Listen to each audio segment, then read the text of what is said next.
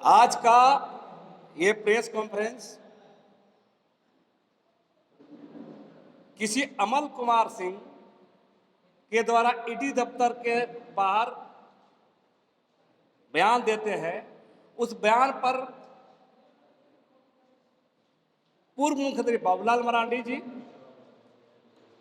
Tweet करते हैं, Instagram में लिखते हैं, फेसबुक चलाते हैं, लगातार बयानबाजी कर रहे हैं। हमारा कहना है कि बाबूलाल मरांडी जी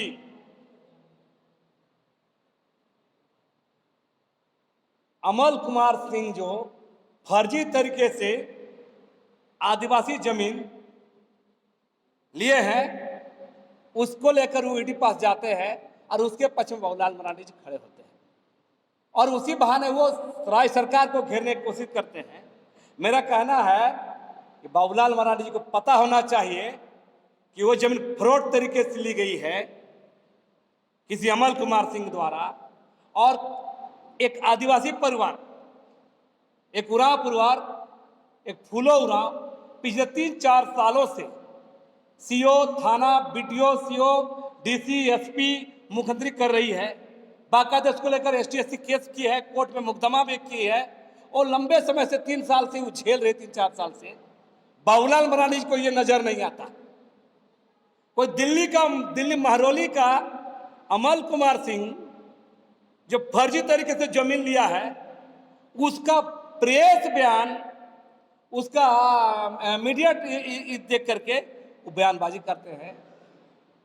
हमारा कहना है बाबूलाल मरांडी जी किसी फ्रॉड तरीके से ली गई जमीन लेने वाले के पक्ष में खड़ा ना हो और वो परिवार और उरांव परिवार आज भी आप सबों के प्रेस के सामने है, उस परिवार से माफी मांगनी चाहिए बाबूलाल मरांडी जी को, क्योंकि ये महिला संघर्ष कर रही है, तमाम जगह जा रही है, उसको दिखाई नहीं दे रहा है।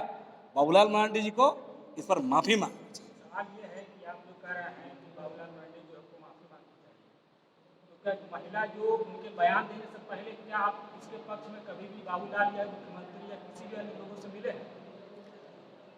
इससे पहले 2-2.5 साल पहले ये महिला, ये परिवार मुख्यमंत्री को ज्ञापन दिया है, सीओ को ज्ञापन दिया है, एसपी को ज्ञापन दिया है, तमाम चीजें कागज यहाँ पर आपके सामने है। तो मेरा कहना है ये सब दिखाई नहीं दिया बाबूलाल जी को 3 साल में। ये हुसीर का जो मामले आए हैं, यही मामला नहीं है। बाबूलाल मरांडी कह रहे थे कि बाबूलाल मरांडी अनभिज्ञ हैं। हम समझते हैं यहाँ के जो भी नेता हैं, आदिवासी नेता, बाबूलाल मरांडी हो, चाहे मुख्यमंत्री हेमंत सोरेन हो, चाहे कोई अन्य दल के लोग, कोई भी पार्टी के एजेंडा में आदिवासी जमीन वापस के लिए बात को नहीं रखता है।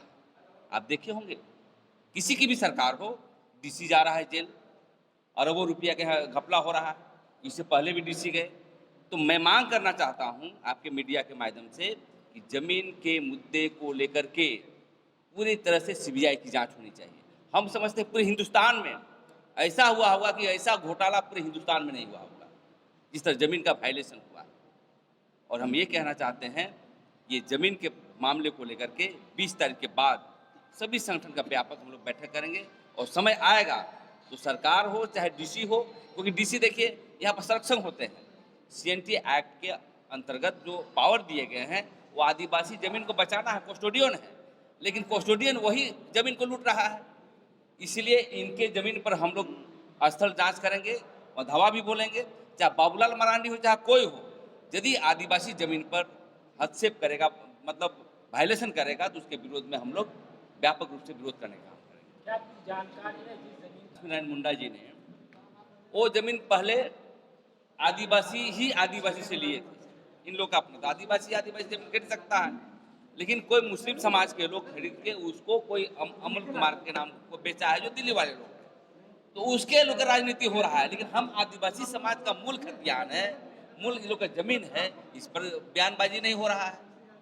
तो इसी को लेकर हम लोग आदिवासी जो रहे थे उसके समर्थन में हम लोग आए हैं और आदिवासी को न्याय मिलना चाहिए, ये कहने के लिए हम आपके सामने आए। सबसे बड़ी बात है कि झारखंड जब से बना है या उससे पहले भी आदिवासियों का जमीन गैर आदिवासियों के द्वारा गलत ढंग से कागज बना के लेने का प्रयास, मतलब कहीं के हड़पने का प्रयास यहाँ के पूंजीपतियों को, राजनेताओं को, उद्योगपतियों के द्वारा जिस तरह से षड्यंत्र करके आदिवासियों की जमीन लूटने का काम कर रहे हैं। उसी के लेकर आज प्रेस कॉन्फ्रेंस कर रहे हैं हम लोग। और जो बाबूलाल मरांडी के द्वारा जो बिना सोचे समझे बयानबाजी जो कर रहे हैं माननीय अभी जो सरकार है उनको मतलब नीचा दिखाने के लिए जो काम कर रहे हैं, ये तथाकथित हम लोग इसको बर्दाश्त नहीं करेंगे। और आपको साफ तौर से बता देना चाहते हैं कि जो इतने जमीन का हम लोग के पास आवेदन और मामला आता है उसको हम लोग निष्पादन करते हैं।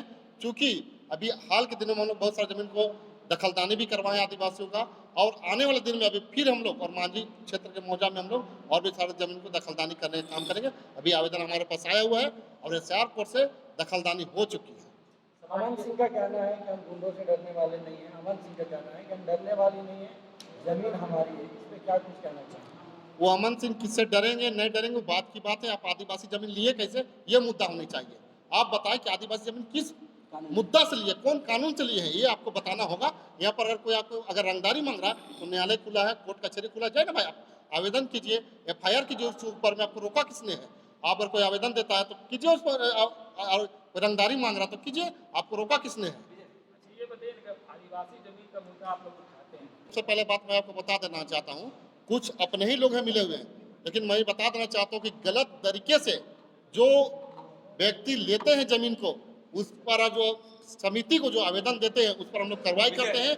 और SAR कोर्ट के माध्यम से मैं बता देना चाहता हूँ बहुत सारे जमीनें अभी भी आदिवासी का दखल हो रहा है।